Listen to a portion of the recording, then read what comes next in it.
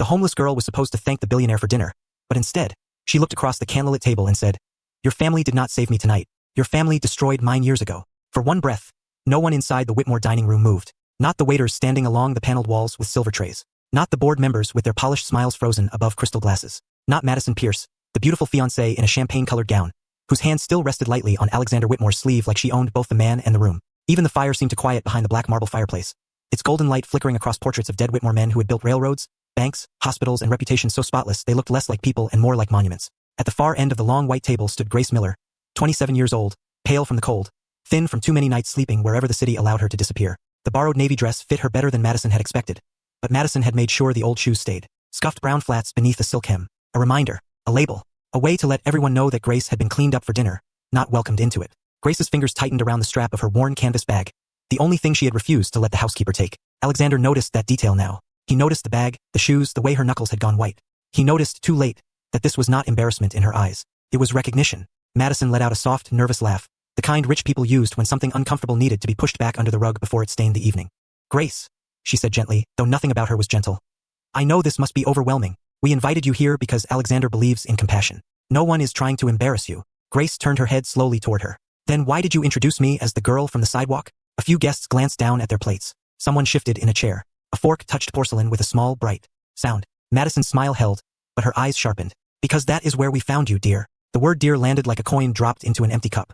Alexander felt something tighten in his chest. He had sat through thousands of negotiations, hostile board meetings, federal hearings, inheritance disputes, and press storms. He knew how silence behaved when people were afraid. This silence was different. It was not fear for themselves. It was the sudden discomfort of people realizing the entertainment might have a voice. Grace looked back at Alexander. He was 35, dressed in a black dinner jacket, his white shirt perfect, his cuff links bearing the Whitmore crest. To most of America, he was the young billionaire who had taken his father's empire and made it cleaner, faster, more modern. To the guests at this table, he was a man about to marry Madison Pierce and merge two old families into one unbreakable wall of money and influence. But Grace did not look at him like a billionaire. She looked at him like a locked door. "Miss Miller," Alexander said, keeping his voice calm because the room was listening for weakness. "What do you mean by destroyed?" Grace breathed in, and for the first time that night, her chin trembled. Not because she was afraid of him, because saying the truth out loud after years of swallowing it felt almost impossible. "My father's name was Daniel Miller." The name meant nothing to most of the guests. It meant something to one man. Richard Vail, the chief financial officer of Whitmore Holdings, had just entered the dining room moments earlier, late from what Madison had called an urgent business call.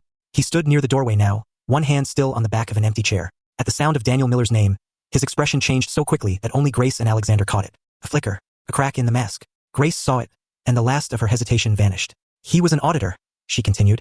"He worked on a Whitmore account 11 years ago. He found money moving through companies that were not real. He wrote reports. He asked questions. Then suddenly every file changed. His signature appeared on documents he never approved. His warnings disappeared. Your company called him a thief, Mr. Whitmore. The newspapers called him a fraud. No one called him a father." The room seemed to shrink around the table.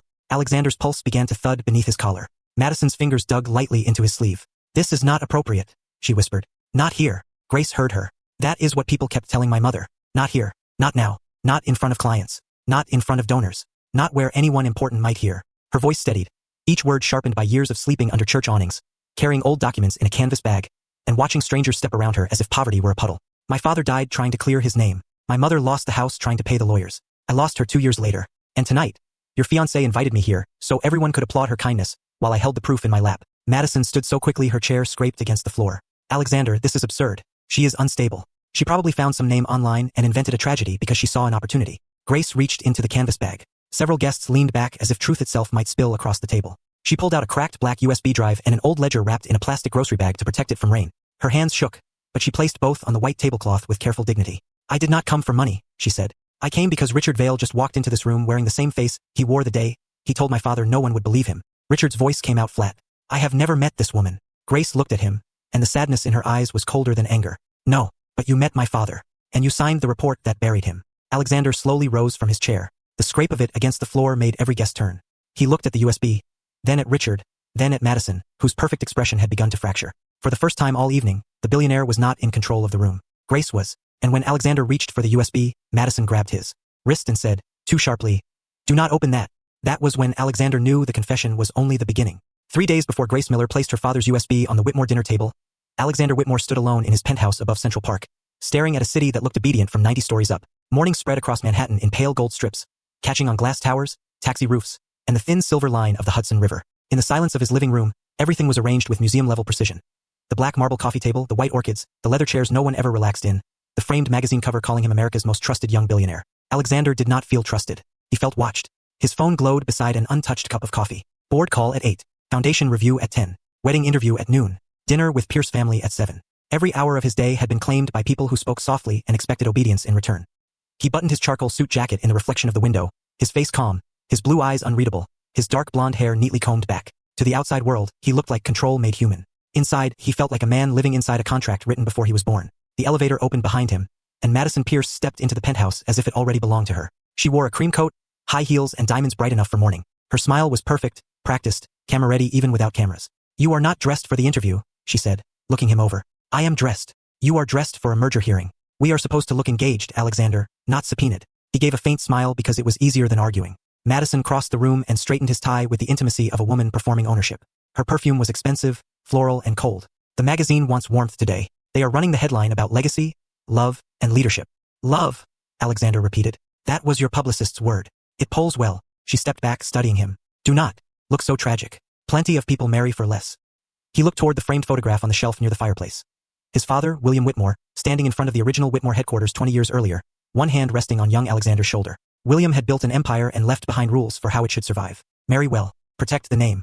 Never let sentiment overrule structure. Alexander had spent half his life trying to decide whether those were lessons or warnings. Madison followed his gaze. "Your father would approve. Would he?" "Of course. The Pierce family brings stability. Our combined foundation network alone will silence half the critics circling the board." There it was. The real language beneath the romance. Stability, network, critics, silence. Alexander walked to the table and lifted the interview notes. Questions about the engagement. Questions about the charity gala. Questions about the upcoming dinner at the Whitmore estate, where Madison wanted to host a small group of donors, directors, and family friends. Private evening, she called it. A soft launch of their married life. Nothing about it felt soft. "Richard Vail called again," Madison said casually. "He wants 10 minutes with you before the board meeting." Alexander's eyes narrowed. "About what?" "Some old compliance issue. Nothing interesting. Richard does not call anything old unless it is still breathing." Madison laughed lightly. "You make finance sound like a haunted house." "Sometimes it is." She took the notes from him and placed them back on the table. "This is why you need me. You turn every shadow into a problem. I turn problems into rooms full of people smiling."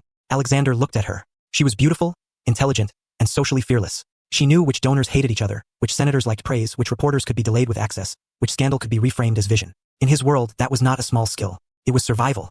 But lately, he had started noticing the spaces where her kindness should have been. The way she looked past waiters. The way her voice cooled when speaking to staff. The way she called hardship unfortunate when she meant unattractive. He had told himself it did not matter. Their engagement was not a love story. It was an alliance wrapped in diamonds. At noon, the interview took place in the penthouse library with 2 photographers, a makeup artist, Madison's publicist, and a journalist who kept saying they were America's new power couple. Madison leaned into Alexander at all the right moments. She touched his wrist when discussing philanthropy. She smiled softly when asked about service. "We both believe privilege has responsibility," she said, her voice warm as candlelight. "No one should feel invisible in a city like New York." Alexander watched the journalist write that down. He wondered if Madison believed a word of it. After the crew left, he found his housekeeper, Elena, quietly gathering coffee cups near the library door. One of the photographers had spilled espresso on the rug and walked away without apology. Elena knelt with a towel, working quickly, her gray hair slipping loose from its clip. "Leave it," Alexander said.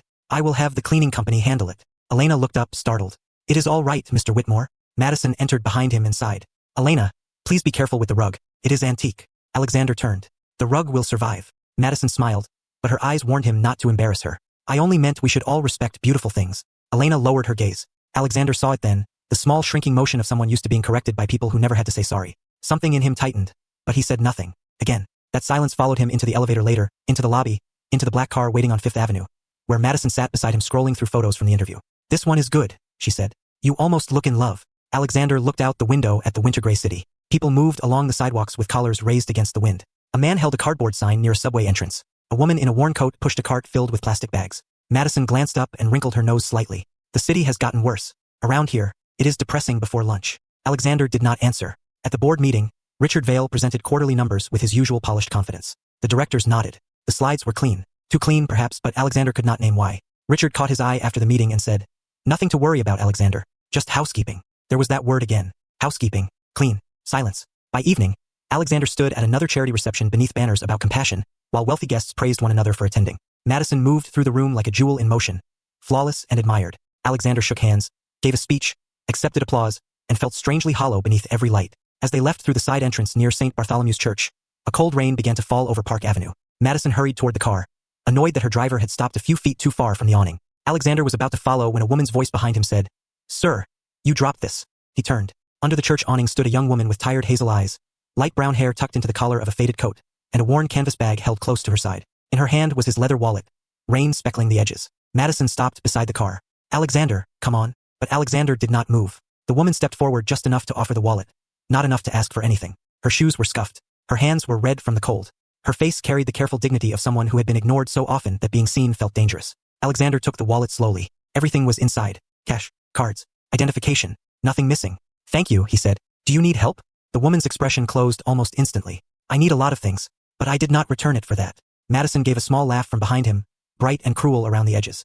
"Well, if she is that noble, perhaps we should invite her to dinner and let the whole foundation applaud." Alexander looked at Madison, then back at the woman under the awning. The rain fell harder between them, silver in the headlights. "What is your name?" he asked. The woman hesitated before answering. "Grace Miller." The name slipped into the night quietly, but something about it stayed with him. Alexander did not know yet that in 3 days, that same name would silence his dining room, expose the woman he planned to marry, and open a wound his family had spent 11 years pretending was healed. Grace Miller did not expect the billionaire to remember her name. Men like Alexander Whitmore moved through the world surrounded by people paid to remember things for them, while women like Grace learned to disappear before anyone decided her presence was inconvenient. She stood beneath the stone awning of St. Bartholomew's Church with rain dripping from the edge above her, the faded coat around her shoulders too thin for the February cold. Her canvas bag pressed against her ribs like it contained her last piece of shelter. Alexander still held the wallet she had returned, his brows drawn with a confusion that looked almost honest. Madison Pierce waited beside the black car, impatient, one hand shielding her hair from the mist though the driver already held an umbrella over her. "Alexander," Madison called, sweet enough for the church steps, sharp enough for him. "We are late." Grace took one step back. "You should go." "You returned my wallet," Alexander said. "Most people would not have." Grace's mouth tightened. "Most people are not hungry because they are dishonest. Sometimes they are hungry because someone dishonest already took everything." The sentence landed harder than she meant it to. Alexander looked at her more carefully then, not at the worn coat or the scuffed shoes, but at her face. There was intelligence there and exhaustion, and something guarded so tightly it seemed painful to hold. "Do you have somewhere safe to stay tonight?" he asked. Grace glanced toward Madison, who gave a tiny sigh that could have cut paper. Safe is a word people use when they can lock a door. Alexander felt the answer more than heard it. He reached into his wallet, but Grace's eyes changed immediately, and his hand stopped. She had returned the wallet untouched, offering. Cash now would turn honesty into a transaction, and somehow he knew she would hate him for it. "There is a shelter on 51st, Madison said from the curb. "I am sure they have resources." Grace looked at her. "They closed intake 2 hours ago." Madison blinked, not because she was moved, but because Grace had answered too quickly to be dismissed as ignorant. Alexander slipped the wallet into his coat. Madison suggested dinner. Madison's smile froze. "I was making a point. Then let us make it properly." Grace looked between them. Rain softened the lights of Park Avenue behind Alexander, making his expensive coat and polished shoes seem almost unreal. "Dinner," she repeated. "With you. At my family estate. 3 nights from now. There will be guests, but if you would be more comfortable, I can arrange something private." Madison laughed lightly. "Alexander, do not overwhelm her. A formal dinner may be good for everyone. A reminder that dignity can appear in unexpected places." Grace heard the performance in every word. She had heard that voice before from charity volunteers who loved photographs more than people, from donors who asked her story only when someone important was listening, from women who handed out winter coats while looking at their phones. Madison did not want to feed her. Madison wanted to display her. Grace should have walked away. She had survived by avoiding rooms where rich people turned pain into decoration. But then Alexander shifted slightly, and the church light caught the gold crest on his cufflink. A white horse beneath a crown. Whitmore. The same crest stamped on the letterhead that had ruined her father. The same crest printed across the report her mother had kept in a plastic folder until the edges wore soft from being opened and closed. Grace felt the years collapse. Her father at the kitchen table, eyes red from reading numbers no one wanted him to understand. Her mother whispering that truth had to matter somewhere. The sheriff's notice on their front door. The hospital waiting room where Grace promised a dying woman she would not throw away the bag. Her fingers tightened around the canvas strap. Inside were the ledger, the cracked USB, 2 folded shirts, a toothbrush, and a photograph of Daniel Miller standing outside their old row house in Queens with one hand on Grace's shoulder. For 11 years, she had carried proof that no one powerful had agreed to see. Now power had stopped in front of her under a church awning and asked her to dinner. "Why?" Grace asked. Alexander seemed caught off guard. "Why what? Why invite me? Because your fiancé said it would make a good story? Because helping someone looks better when there are witnesses? Because you feel guilty that your wallet has more cash than I have had in months?" Madison's expression sharpened. "That is ungrateful." Grace looked at her calmly. "I have not received anything to be grateful for." For the first time, Alexander turned toward Madison with something like displeasure in his eyes. It was small, but Grace saw it. So did Madison. "Grace is right," he said. "The invitation should not come with a debt attached." Madison's smile returned, thinner now. "Of course. I only meant that kindness should not be insulted." Grace looked back at Alexander. "If I come, I keep my bag with me." "Of course. No cameras." Alexander hesitated. Madison spoke before he could. "It is a private dinner." Grace did not believe her. "No interviews. No speeches about saving people. No asking me to stand up so guests can clap." A quiet sadness crossed Alexander's face, as if her conditions revealed something about his world he had never wanted to examine. Agreed. Grace studied him, searching for the trick. He did not look warm exactly.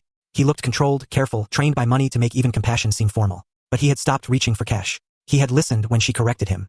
He had looked uncomfortable when Madison smiled too brightly. That was not trust. It was not even safety. But it was a door, and for the first time in years, Grace wondered whether opening one dangerous door might finally lead back to the truth.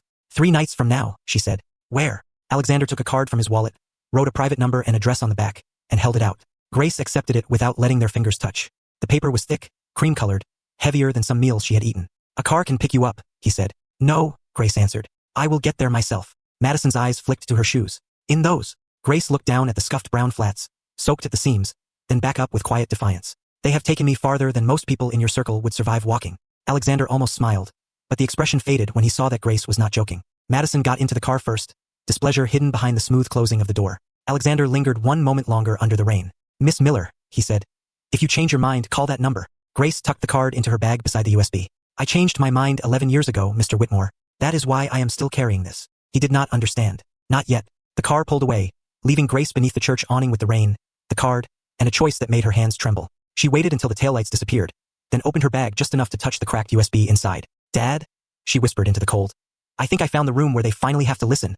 3 nights later, Grace Miller arrived at the Whitmore estate on foot, because accepting a ride felt too much like surrender. The house stood behind iron gates in Westchester, only 30 miles north of the city, but it felt like another country. The driveway curved through bare winter trees and quiet lawns silvered by moonlight, leading to a mansion of pale stone, tall windows, and warm light that spilled across the gravel like the place had never known darkness. Grace stopped at the gate for a moment, her canvas bag pressed under one arm, her old coat buttoned to her throat, her scuffed brown flats damp from the walk between the train station and the estate road. She had passed 3 security cameras, 2 stone lions, and 1 guard who looked at her as if she had arrived in the wrong century. The invitation card in her hand was already soft at the edges from being held too tightly. She almost turned around. For 11 years she had imagined finding the right office, the right lawyer, the right person with enough power to care. But standing in front of the Whitmore estate, she understood why her father had failed. Power was not only money. Power was architecture. It was distance. It was gates, guards, polished floors, and rooms where people could decide your life while never learning how your name sounded when your mother said it with love. The gate opened with a soft mechanical hum. A housekeeper in a black dress and white collar met Grace at the entrance, her expression professional but not unkind.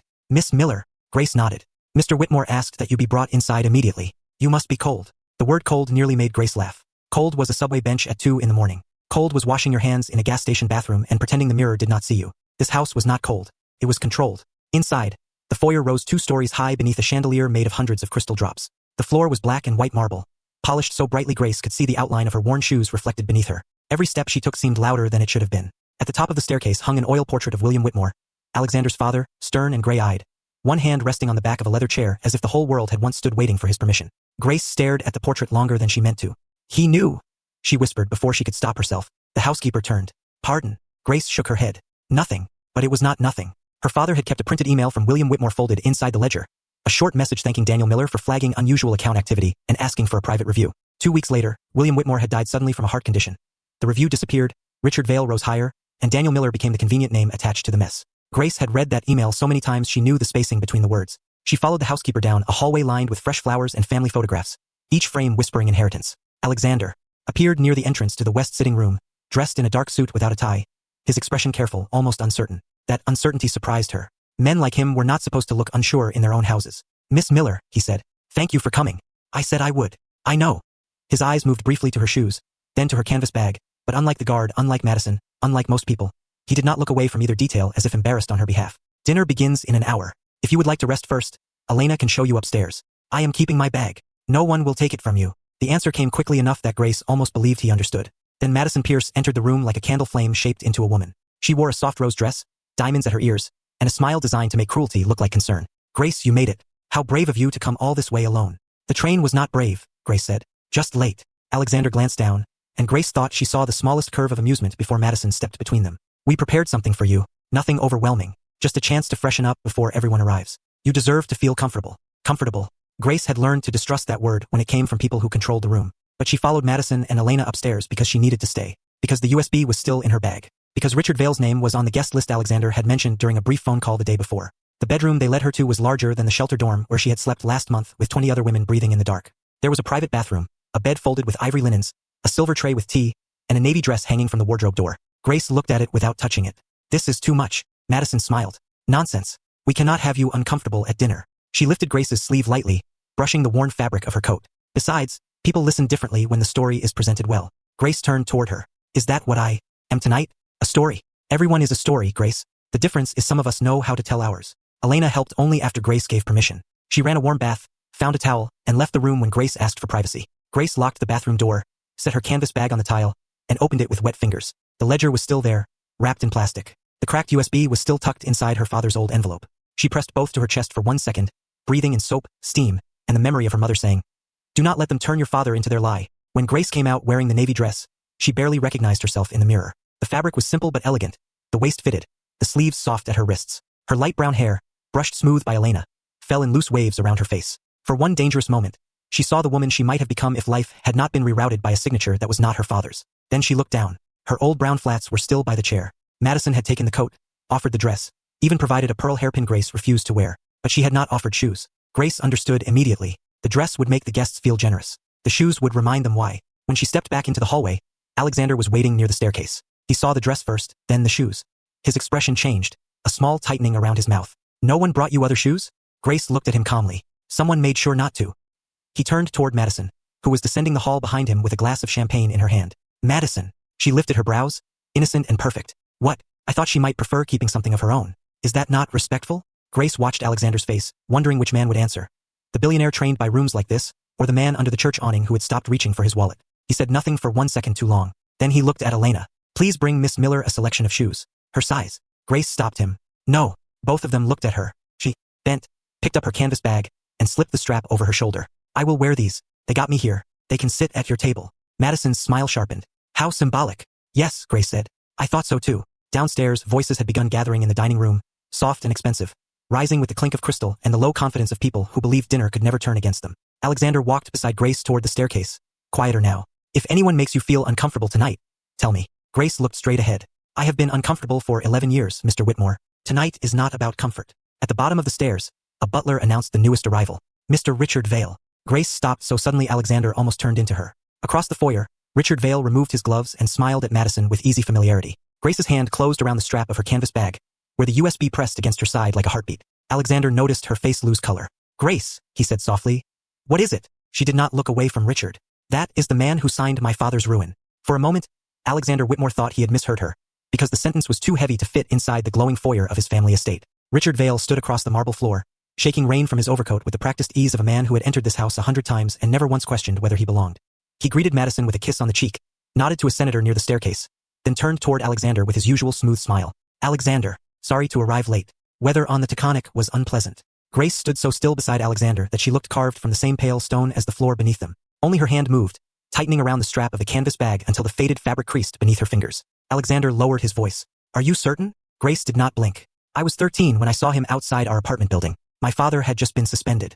Mr. Vale came to tell him the company had no further comment. My mother begged him to review the files again. He said, 'Some men make mistakes and expect sympathy.' Then he got into a black car and left." Alexander felt the room shift around him, as if every chandelier, portrait, and polished surface had suddenly become evidence. Before he could respond, Madison slipped gracefully between them, her smile bright enough to distract anyone who did not know what to look for. "Dinner is ready," she announced. "Grace, you will sit near me. I want everyone to hear about your journey." Grace looked at Alexander. The question in her eyes was simple. "Will you let her do this?" Alexander felt it, understood it, and still hesitated because the room was full of donors, directors, and people tied to the Pierce family by money, reputation, or secrets. That hesitation cost him. Grace saw it and stepped forward on her own. "I can sit wherever you want," she said. "I have sat in worse places." The dining room glowed like a stage built for old wealth. A long table stretched beneath 3 crystal chandeliers, set with white china, gold-rimmed glasses, folded linen, and candles floating in shallow bowls of water. Outside the tall windows, winter rain brushed against the glass, soft and steady. Inside, the air smelled of roasted herbs, polished wood, and expensive perfume.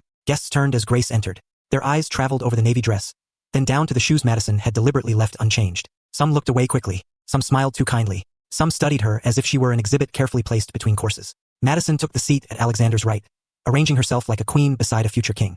Grace was placed halfway down the table between a foundation trustee and a woman who introduced herself as very involved with urban outreach. Richard sat across from Grace, 2 seats away from Alexander, close enough that she could see the pale scar near his thumb. The same hand that had held a briefcase outside her childhood apartment 11 years earlier. The first course arrived, a delicate soup poured from silver pitchers. Grace waited, watching which spoon others reached for. She chose wrong. A soft laugh slipped from the trustee beside her, quickly covered by a cough. Madison saw it and smiled with theatrical warmth. "There is no need to worry, Grace. These settings are ridiculous even for us sometimes. The room chuckled.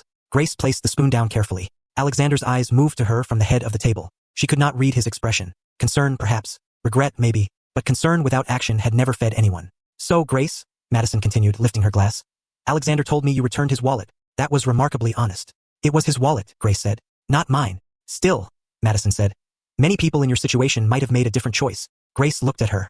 Many people in your situation might have asked why someone ended up in mine. A small silence opened. Madison filled it with a laugh. Fair enough. Tell us then. Where did you grow up? Queens. And your family? Grace's hand tightened around her napkin. Gone. I am sorry, Madison said, but the apology sounded like a door closing. Did you work before all this? The phrase all this hovered over Grace's shoes, her bag, her thin wrists, the history Madison did not want named. Yes, Grace answered. Bookkeeping, data entry, temporary compliance work when I could get it. The foundation trustee brightened, relieved to find a safe topic. Compliance. How interesting. Did you attend college? 2 years. On scholarship. Only 2. The woman from Urban Outreach said it lightly, as though she had asked about dessert. Grace nodded. Scholarships do not pay hospital bills, or rent after legal savings are gone. Richard finally spoke, his voice smooth as poured cream. That is unfortunate, but admirable that you kept trying. Grace looked directly at him. Trying was not the problem. Being believed was. Richard's smile paused. Alexander noticed. Madison noticed Alexander noticing and leaned forward. Grace, I hope you understand tonight is not an interrogation. We invited you because compassion matters to us. Compassion, Grace repeated. Is that what this is? Madison's eyes cooled. It can be if you allow it. Around the table, guests shifted in. Their chairs. The soup bowls were cleared. The main course arrived beneath polished silver covers, but no one seemed hungry now. Alexander set down his knife without taking a bite. Madison, he said quietly. Enough. Madison turned to him, surprise flashing beneath her smile. Enough what? I am only helping our guests know her. People care more when stories have faces. Grace pushed back her chair. The sound was not loud, but it cut through the room. Every eye turned to her. For a second, the girl under the church awning and the woman in the borrowed dress stood in the same body, one trembling from cold, the other burning with years of swallowed truth. She looked at Richard first. Do you remember Daniel Miller? Richard dabbed his mouth with a napkin, buying half a second too long. I am afraid I do not. Grace reached into her canvas bag and placed the old ledger on the table, still wrapped in its plastic grocery bag. The white tablecloth made it look painfully out of place, which somehow made it more powerful. Then maybe this will help. Madison stood. Alexander. This is becoming inappropriate. Alexander rose too, his face hardening now, not with embarrassment, but with recognition that the room had gone past manners into something closer to judgment. Let her speak. Madison stared at him. Richard's hand moved toward his water glass, but he did not lift it. Grace unwrapped the ledger slowly. Inside the front cover was her father's name written in careful blue ink. Daniel Miller, Audit Review, Whitmore Holdings. Her voice shook once, then steadied. My father kept copies because he was afraid the originals would disappear. They did, but these did not. She placed the cracked black USB beside the ledger. And neither did this. The cracked USB looked impossibly small on the white tablecloth. Too small to carry 11 years of ruin. Too ordinary to make a room full of powerful people stop breathing. But Grace Miller knew the weight of it. She had carried it through shelter lines, train stations, church basements, library bathrooms, and winter mornings when her fingers were too numb to feel the zipper of her canvas bag. She had slept with it under her coat, wrapped it in plastic during storms, and checked it every time someone brushed too close to her on the subway. It was the last thing her father had trusted to the world before the world decided he was easier to blame than believe. Alexander Whitmore stared at the ledger, then at the USB, and something in his face changed. The host vanished. The billionaire vanished. For the first time that evening, he looked like a man standing at the edge of a truth that might not spare him. Grace, he said carefully. Tell us what is on it. Madison moved fast, not with panic, but with the precision of someone used to turning danger into etiquette. Alexander, no, we are not doing this over dinner. This woman is clearly distressed, and whatever she believes happened years ago should be handled by legal counsel, not performed for guests. Grace looked at her. You were happy to perform my poverty. The words were quiet, but the room heard them. A few guests lowered their eyes. Madison's cheeks colored faintly. Richard Vale leaned back in his chair, his fingers folding together as if he were preparing for a boardroom inconvenience, not a dead man's name rising from the past. Miss Miller, he said. I understand grief can attach itself to explanations, but old corporate files are complicated. People misunderstand what they see. Grace turned toward him. My father understood numbers better than anyone in that department. He used to say numbers do not lie, people teach them how. The sentence struck Alexander with strange force. His own father had said something similar once, years ago, during a late drive from the office when Alexander was still young enough to believe adults eventually told the truth. The memory came and went like lightning. Grace opened the ledger. Its pages were worn soft at the corners, filled with neat handwriting, dates, account codes, vendor names, and arrows connecting transactions that had once been designed to disappear. Daniel Miller was assigned to a review of Whitmore Community Development Funds, she said. He found payments going to vendors that did not have real offices, real employees, or completed contracts. He flagged them. He sent internal reports. He asked why money meant for housing projects in Newark and Yonkers was being routed through consulting firms tied to private investment groups. Richard's voice cooled. That is a serious accusation. No, Grace said.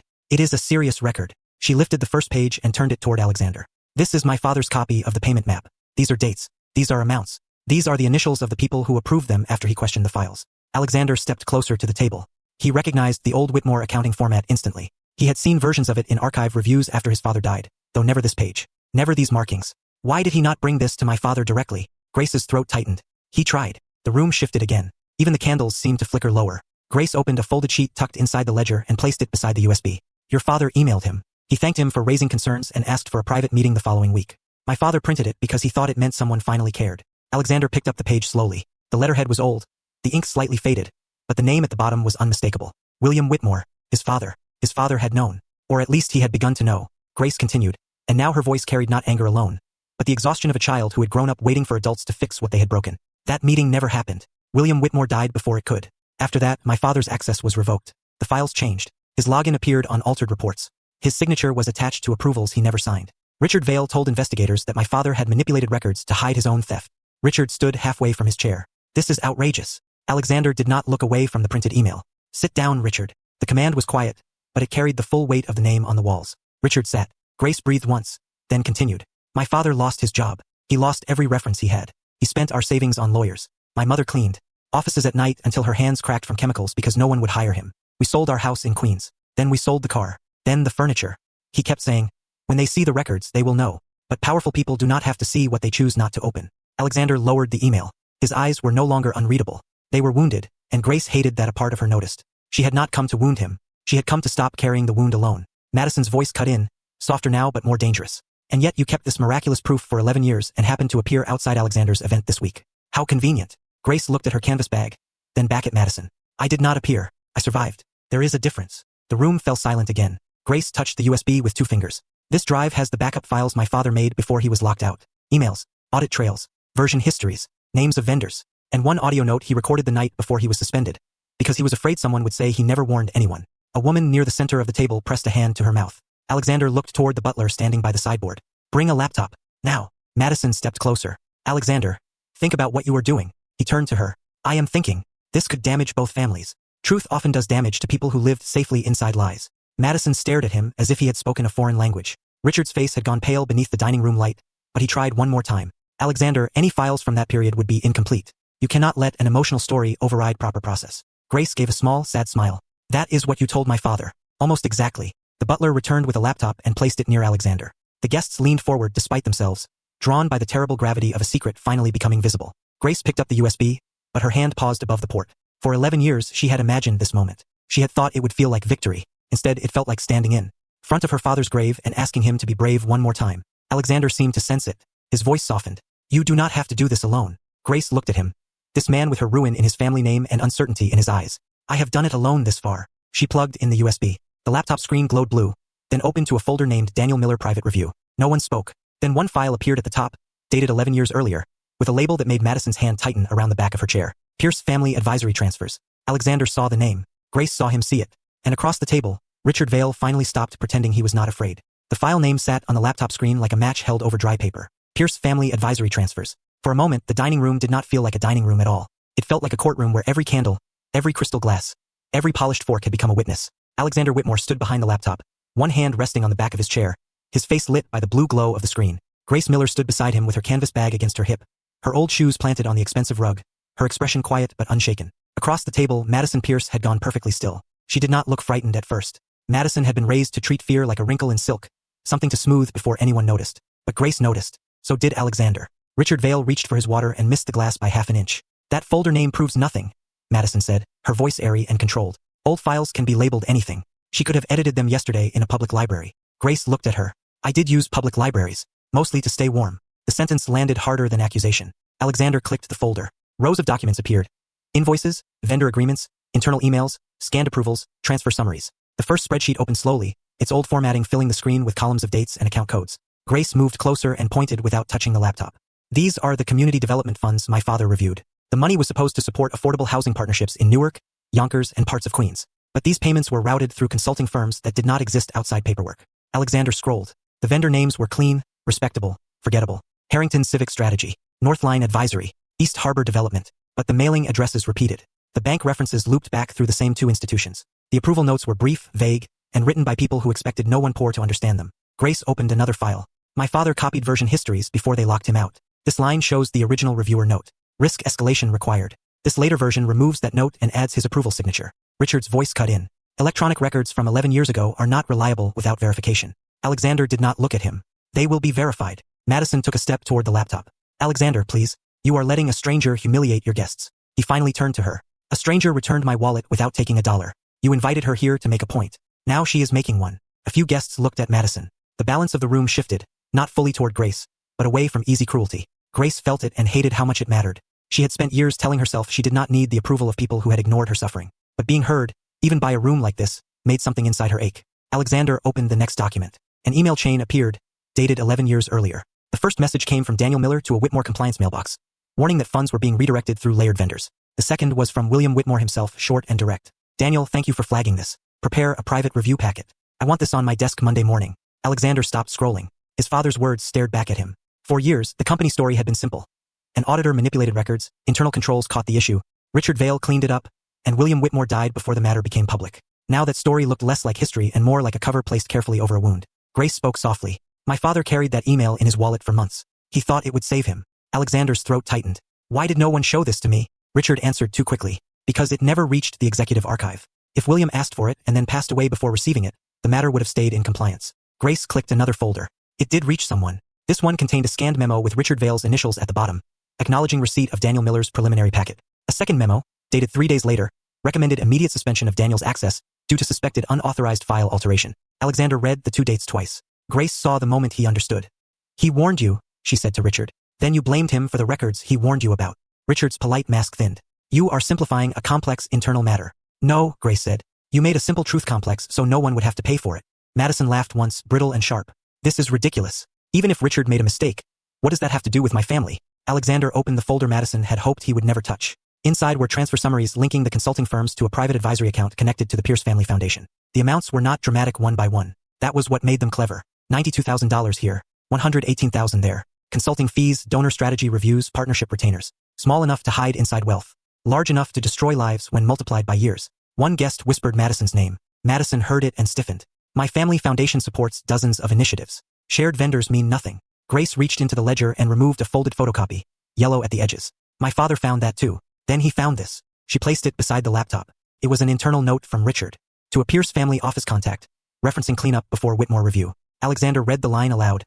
His voice low and dangerous in its calm. D. Miller is asking questions. Need this contained before William sees the full trail. Madison's face drained of color. Richard stood. I will not sit here and have my career attacked by stolen documents. Alexander looked at him then, and the room felt the temperature change. Sit down. Richard did not move. Alexander's voice remained quiet. If you walk out before legal counsel copies these files, you will make my next call very easy. Richard slowly sat. Grace opened the last file. There is one more. An audio icon appeared. Her hand hovered over the track. Her breath caught. This was the only file she had listened to once and never again. Alexander saw her struggle. Grace. She shook her head. They heard the lie publicly. They can hear his voice publicly too. She pressed play. Daniel Miller's voice filled the dining room.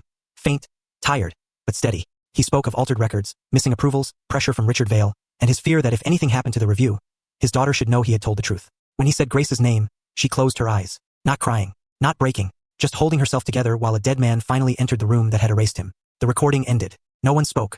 Madison's chair scraped lightly as she stepped back from the table.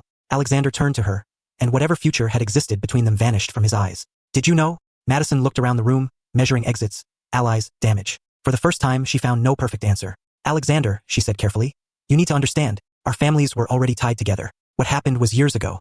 Bringing it up now would have hurt everyone. Grace opened her eyes. It already hurt everyone. You just mean it would have hurt you. And at that moment, in the Grand Whitmore dining room, Madison Pierce's silence confessed more than any document had. Madison Pierce had built her life on rooms believing her before she had to explain herself. She knew how to pause before answering, how to let tears gather without falling, how to turn a question into an accusation against the person who asked it. But that night, in the Whitmore dining room, with Daniel Miller's voice still hanging in the air and Grace standing beside the laptop like the truth had finally grown legs, even Madison's silence began to look like guilt. Alexander did not move toward her. He did not raise his voice. Somehow, that made his anger more frightening to the room, because every person there knew Alexander Whitmore was most dangerous when he became calm. You knew, he said. Madison let tears gather without falling. How to turn lifted her chin. I knew there had been an old accounting dispute. That is all. Grace gave a small, humorless breath. An old accounting dispute cost my father his name. Madison's eyes flashed toward her. Your father was not the only person affected by that period. No, Grace said. He was just the only one poor enough to be sacrificed. A murmur moved along the table, then stopped when Alexander turned his head. Richard Vale adjusted his cuff, trying to restore the image of a competent executive facing an unfortunate misunderstanding. Alexander, I strongly advise we end this conversation until counsel is present. These materials may be incomplete, improperly obtained, or misinterpreted. Alexander looked at the cracked USB, the ledger, the old email from his father, and the frozen faces of people who had eaten his food while judging a woman they had never intended to know. Then he looked at Richard. You advised my father too. Richard's expression hardened. I served this company faithfully. You served yourself quietly. The words landed with the weight of a door locking. Alexander turned to the butler. Ask my general counsel to join by secure video. Now, then call Miriam Shaw from outside counsel. Tell her I want an independent review open tonight. Madison stepped closer, her voice dropping. Alexander, do you understand what this will do? To your company? To our families? To the wedding? He looked at her hand, where the diamond engagement ring glittered beneath the chandelier. For months, that ring had been treated as a promise, a merger, a headline, a bridge between two powerful names. Now it looked like a lock. The wedding is over, he said. The room inhaled all at once. Madison went still. Do not embarrass me in front of these people. Alexander's eyes did not soften. You invited Grace here to embarrass her. You used kindness as a stage and poverty as decoration. You wanted applause for letting her sit at your table, while knowing your family profited from the lie that put her on the street. Madison's mask cracked fully then, not into sorrow, but into anger. You are being naive. Do you think your father's company was clean? Do you think fortunes like yours survive because everyone tells the truth at dinner? Families protect themselves, Alexander. That is what adults do. Grace stared at her, the words settling into the deepest part of the room. There it was. Not a full confession, not a clean apology, but enough. Enough to show the shape of the rot. Alexander slowly removed the ring box from his jacket pocket, the one he had been carrying all evening because Madison had wanted a quiet engagement toast after dessert. He opened it, looked at the matching band inside, then closed it again and placed it on the table between them. Tonight I did not lose a fiancé, he said. I lost a lie. Madison's face flushed. You will regret this. Not as much as I regret not seeing you clearly sooner. Richard stood again, this time gathering his phone and napkin with stiff dignity. I will not remain in a room where baseless accusations are being treated as fact. Alexander turned to the security chief standing near the dining room entrance, summoned quietly when the first files appeared. Mr. Vale is suspended from all Whitmore Holdings duties pending independent review. Preserve his company devices, access logs, and archived communications. No one destroys, edits, or removes anything. The security chief nodded. Richard's polished confidence finally faltered. You cannot be serious. I have never been more serious. No one touched Richard. No one needed to. Two staff members simply stood at the doorway, professional and silent, and the room understood that the man who had walked in as an untouchable executive was leaving as a question waiting to be answered. Grace watched him pass, expecting triumph to rise inside her. It did not. What came instead was a strange, trembling quiet. For years, she had imagined Richard exposed, imagined the rich finally forced to look at the damage they had filed away as history. But when it happened, it did not bring back her father's laugh, or her mother's warm hands, or the little kitchen in Queens where they once ate pancakes on Sunday mornings. Justice did not reverse time. It only stopped the lie from walking forward unchallenged. Madison reached for her coat. Grace, she said, turning with a final, poisonous softness. I hope you enjoy what happens when people stop feeling sorry for you. Grace looked down at her old shoes, then at the white tablecloth where the ledger rested open beneath candlelight. I stopped waiting for pity a long time ago. Madison left without another word, followed by two guests who suddenly remembered urgent calls. The rest remained seated, trapped between shame and curiosity. On the laptop screen, Daniel Miller's folder stayed open. His name, once buried under suspicion, now glowed in the center of the Whitmore dining room. Alexander turned to Grace. For a moment, he looked as if he wanted to apologize, but the size of what needed apologizing for was too large for one sentence. Grace, he said quietly. I am sorry. She looked at him, tired beyond anger. Do not say that because the room is watching. I am saying it because I should have been watching sooner. Her eyes filled, but she refused to let the tears fall. My father waited for someone with your last name to do the right thing. He died waiting. Alexander absorbed that without defense. Then I will not ask you to trust my name. I will put everything in writing. Independent counsel, public correction, full review, compensation through legal channels, and your father's record restored. Grace touched the ledger with her fingertips. His record was never the problem. People knew the truth. They just decided his life was cheaper than their reputation. The secure video call opened on a side screen, and an older attorney appeared, serious and alert. Alexander stepped toward the table, but he did not take the seat at the head. Instead, he pulled out the chair beside Grace and looked to her for permission before sitting. That small pause changed something in the room. Not enough to heal, not enough to forgive, but enough to mark the first moment he did not treat her as a guest, a charity case, or a scandal. He treated her as the person who had brought the truth. Grace gave one small nod. Alexander sat beside her, not above her, as the attorney began recording the evidence. And for the first time in 11 years, Daniel Miller's story was no longer being told by the people who had buried him. 3 weeks after the Whitmore dining room fell silent, Grace Miller stood outside the old row house in Queens where her mother had once taped paper snowflakes to the windows every December. And for the first time in years, the lock opened with a key that belonged to her. The house was smaller than memory had made it, narrower, older, the brick darker from winter rain. The front steps cracked at the corners.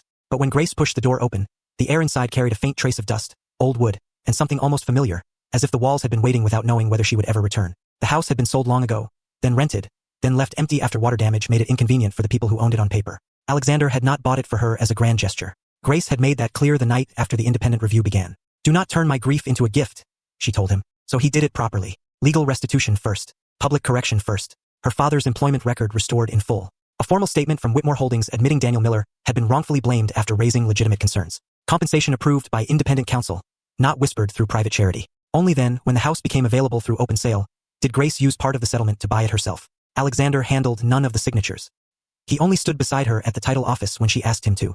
Witness the closing, quiet in a dark suit, hands folded, understanding that sometimes love meant not touching what someone needed to reclaim alone. Now he stood on the porch behind her, holding 2 paper cups of coffee from the corner deli, not entering until she turned and nodded. He stepped inside slowly, as if crossing into a church. Sunlight moved through the dusty front window and spread across the bare floor where Grace remembered a blue couch, her father's slippers, her mother's stack of library books, the little table where bills had once piled up like snowdrifts no one could shovel fast enough. Grace walked to the kitchen. The cabinets were chipped. The sink was stained. One tile near the stove was still cracked exactly where she remembered dropping a jar of tomato sauce when she was 12. She laughed once, softly, unexpectedly. Alexander looked at her. What is it? I thought everything would feel haunted, she said. But that tile is just ugly. The smallest smile touched his face. It was not the polished smile from magazine covers. It was tired and real. That can be fixed. Grace looked around the kitchen, then at him. Some things can. He understood what she did not say. Some things could not. Her father would not walk through the door with grocery bags in one hand and audit files in the other. Her mother would not hum at the stove. 11 years would not return because a billionaire finally did the right thing. But the lie was gone. That mattered. The week before, Whitmore Holdings had held a press conference without champagne, without flattering language, without hiding behind vague phrases like accounting irregularities. Alexander stood at the podium and said Daniel Miller's full name. He said wrongfully accused. He said evidence suppressed. He said the company had failed a man who tried to protect it. Richard Vail had been removed from every position and referred for formal investigation through legal channels. The Pierce Family Foundation was under review. Madison disappeared from society pages for the first time in her adult life. And when reporters asked Alexander if the wedding was postponed, he answered, there will be no wedding. There was no truth in it. But the part that stayed with Grace was not the headlines. It was the foundation he announced after her father's name was cleared. The Daniel Miller Integrity Fund, designed to provide legal support for employees who reported financial misconduct and feared retaliation. Grace had agreed to advise it only after Alexander accepted her condition. She would not be a symbol. She would have authority, a salary, a board vote, her own office, not pity, power with purpose. That afternoon in the old kitchen, Alexander placed 1 coffee on the counter and pulled an envelope from his coat pocket. The first fund applications came in this morning, he said. 6 of them. Grace looked at the envelope but did not take it yet. Already, people have been waiting for somewhere to be believed. The sentence moved through the room quietly. Grace thought of her father's ledger, now preserved in a protective archive instead of wrapped in a grocery bag. She thought of the cracked USB, stored in a safe but no longer heavy in her coat pocket. Good, she said. Then we start with them. Not with a gala. No gala, Alexander said. No speeches over dinner. No charity theater. She studied him, searching for the old reflex, the billionaire habit of turning apology into display. She found regret, yes, but also patience. He had been careful these weeks. He called before visiting. He asked before arranging anything. He listened when she corrected him. He did not mention love as if it could erase harm. That mattered too. Grace picked up her coffee and walked to the front room. When Madison invited me to that dinner, she thought being seen at your table would make me grateful.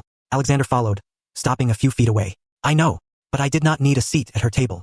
She looked at the empty room, then at the patch of sunlight by the window. I needed my father's name back. Alexander's voice was low. And now, Grace looked at him. His face carried the question he had not allowed himself to ask. Not because he lacked courage, but because she had taught him that timing was part of respect. Now, she said, I need to know the truth will stay alive after everyone stops watching. He nodded. Then we keep working when there are no cameras. She took that in. Outside, a bus sighed at the curb. Somewhere down the block, a child laughed. The ordinary sounds of Queens drifted into a house that had once held a family and then a wound. Grace reached into her coat pocket and pulled out the old invitation card Alexander had given her under the church awning. The edges soft from weeks of being carried. She placed it on the windowsill. I almost threw this away. Why did you keep it? Because it was the first door anyone from your world opened without knowing what I was carrying. Alexander looked at the card, then at her. I am glad you walked through it. I am glad I made conditions. This time they both smiled. Not like lovers in a fairy tale. Not yet. Something quieter. Something earned. Alexander stepped toward the doorway, giving her space. I should let you have the house to yourself. Grace watched him reach for his coat. The old instinct rose in her, the one that protected every fragile beginning by ending it first. But the room felt different now. The truth had been spoken. The record had been restored. The table that humiliated her had become the place where her father's voice returned.